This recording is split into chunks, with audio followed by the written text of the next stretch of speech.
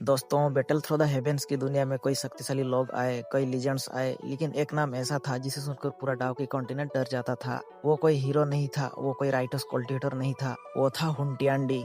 एक ऐसा मॉन्स्टर जिसे सिर्फ ताकत के लिए पूरी दुनिया को सेक्रीफाइस करने में कोई भी हिचकिचाहट नहीं दिखाई। और आज हम जानेंगे आखिर क्यों हुंटियांडी को बीटीटीएच का सबसे परफेक्ट विलेन माना जाता है।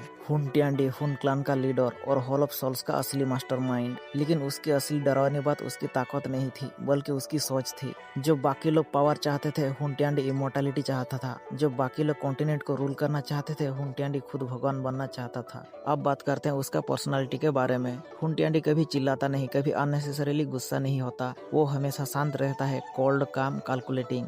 और यही चीज उसे और भी डरावना बनाती है, क्योंकि जब कोई विलेन इमोशन से नहीं बल्कि लॉजिक और मैनिपुलेशन से लड़ता है तो उसे रोकना लगभग इम्पॉसिबल हो जाता है। डाउकी कॉन्टिनेंट में दाओसेंग लेवल ऑलरेडी गॉड लाइक माना जाता था, लेकिन हुंटियांडी वो था एडवांस 9 स्टार दाओसेंग। उस समय में पूरे कॉन्टिनेंट में शायद ही कोई उसके बराबर था, हाँ, उस साउक्लान के बाप को छोड़ के। चलिए अब बात करते हैं उसकी सबसे स्ट्रॉन्गेस्ट टेक्निक की। हुंटियांडी की सबसे टेरिफाइंग टेक्निक्स में से एक थी स्लैटरिंग इंपरर फॉर्मेशन। ये कोई साधारण फॉर्मेशन नहीं थी। इस टेक्निक को एक्टिवेट करने के लिए लाखों लोगों की जान सेक्रीफाइस की जाती है। पूरा आसमान ब्लड रेड हो जाता है और फॉर्मेशन की एनर्जी पूरे कॉन्टिनेंट को हिला देता है। बीटीटीएच की दुनिया में ये टेक्निक्स डिस्ट्रक्शन का सिंबल मानी जाती है।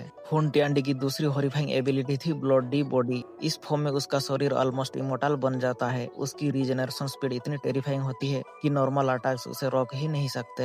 हुन क्लान की सबसे डेंजरस स्पेशलिटी थी सोल टेक्निक्स, और हुंटियांडी इन टेक्निक्स का एब्सोल्यूट मास्टर था। वो सोल एक्सट्रैक्ट कर सकता था, स्पिरिचुअल सप्रेशन कर सकता था और एनिमीज की सोल तक डिस्ट्रॉय कर सकता था। इसी वजह से हॉल ऑफ सोल्स पूरे कॉन्टिनेंट की सबसे फ्योर्ड ऑर्गेनाइजेशन बनी। लेकिन असली नाइटमेयर तब शुरू हुआ जब हुंटियांडी के साइड में आई निहिलिटी डिवोरिंग फ्लेम। ये हेवनली फ्लेम कोई साधारण फ्लेम नहीं थी। यह दूसरी एनर्जी को डिवोर कर सकती थी, सोल्स एब्जॉर्ब कर सकती थी और खुद की कॉन्शियसनेस भी रखती थी।